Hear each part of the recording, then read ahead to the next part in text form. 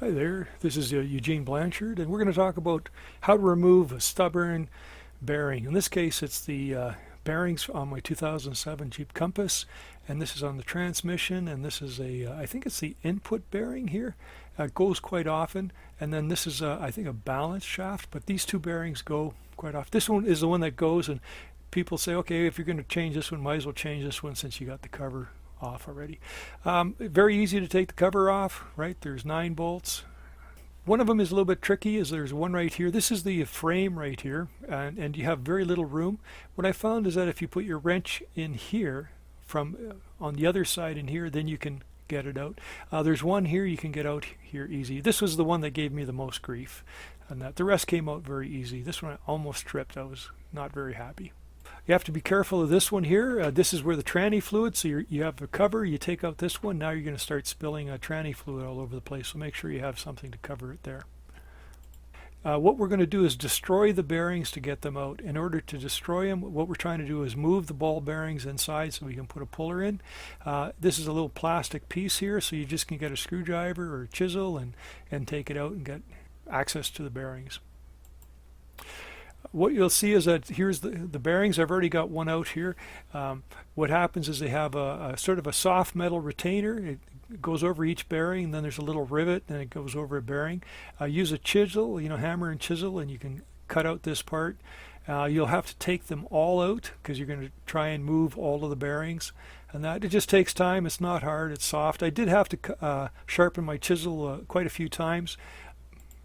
Basically because once you cut through the soft retainer, you're hitting the hard steel bearing and it would dull it.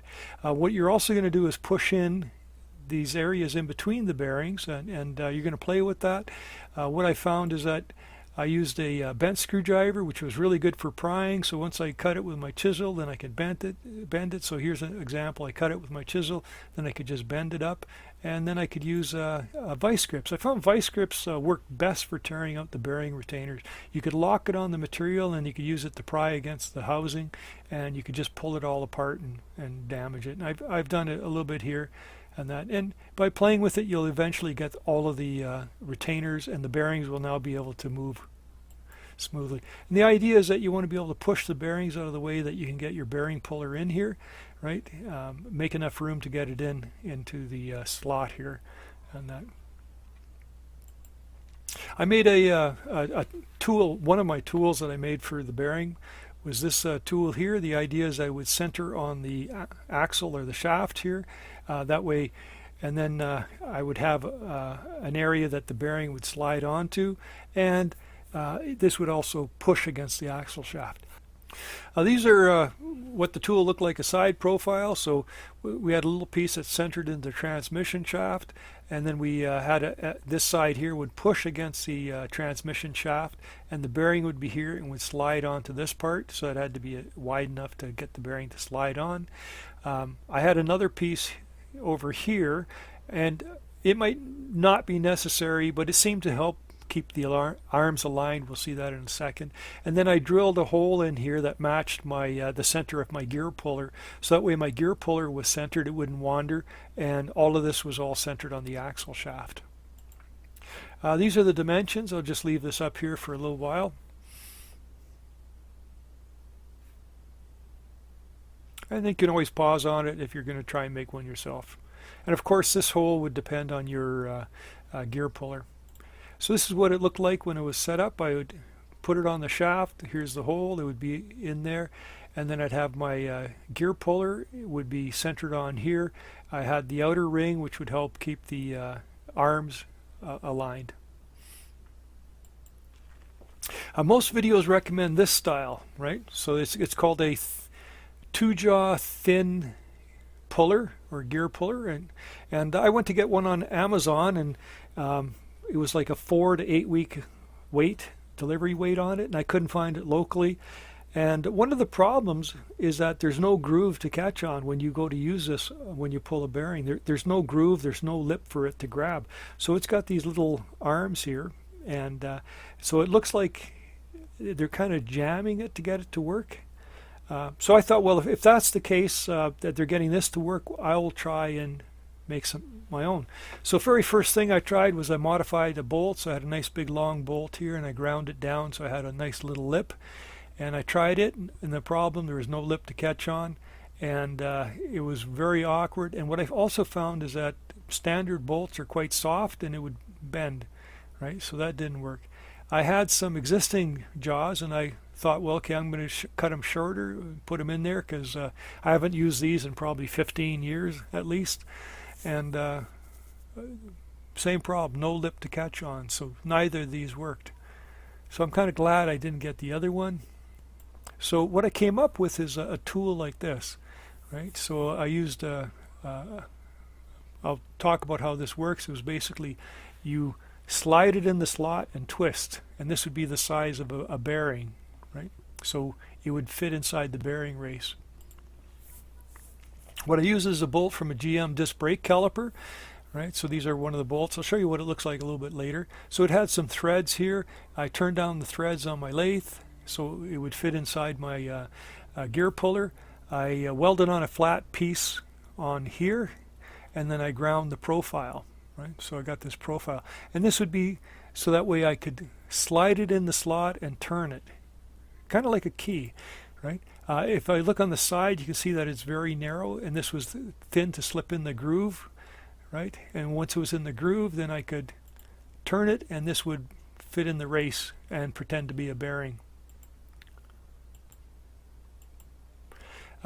This is a little bit better picture. One of the things I found is that originally this was going to be just round, right? And what it had to be was oval so it could twist into position. Otherwise it was catching. This was the width of the slot, right? And this part here was the width of the ball bearing. And if I remember right, it was about 0.45 of an inch.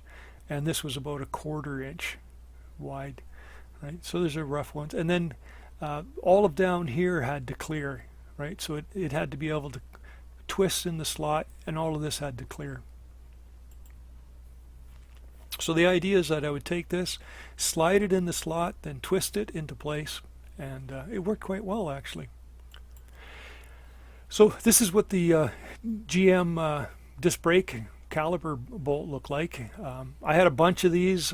I had a car with them and changed out the calipers, and they came with new ones, so I keep everything. So I just ground it down. I use this because it was a hard steel, right? Not like the bolts which I used, which were soft steel. Again, this is what it looks like on the other side. I did this side, it worked perfectly fine, ran it here, and it worked, and it came out nice and smooth. No problem. Some things you have to do when you go to remove it. This should probably be at the beginning of the video, but you have to remove the snap rings. There's inner snap rings, so you'll remove those.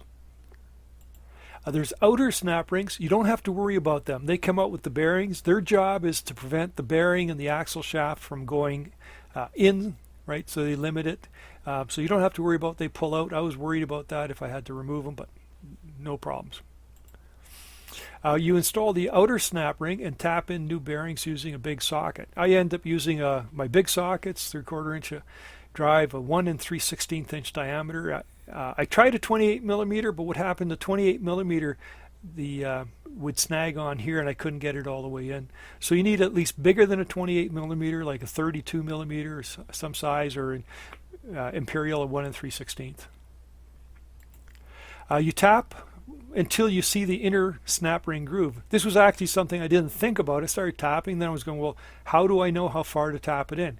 Well, you'll tap it until you see the inner snap ring groove. Once you see that, you can snap the inner snap ring in, right? Makes sense. This one I had a little bit of difficulty on because I would tap it and the whole thing would move in, and I couldn't see the groove. So what I did is I put a screwdriver in here, a little bent one, pulled the whole thing out, then tapped it, and by doing that, pulling it in, tapping it, pulling it in, I was able to get the bearing in place. And that it wasn't that difficult. It was just something I didn't expect. You install the inner snap rings, and you put everything back together. One of the things you got to do is clean off all the old sealant. I really like this crosshatch pattern on the face here. That's a really good idea. What I did is on all the bolts, I cleaned them on my bench grinder my bench grinder's got a wire wheel, cleaned all the bolts, and I added anti-seize to them and put it all back together. It works. It's quiet now, right? The old problem where before, wherever I released the clutch, I would have noisy transmission sounds, and now it's nice and quiet. All right, well, thanks for watching.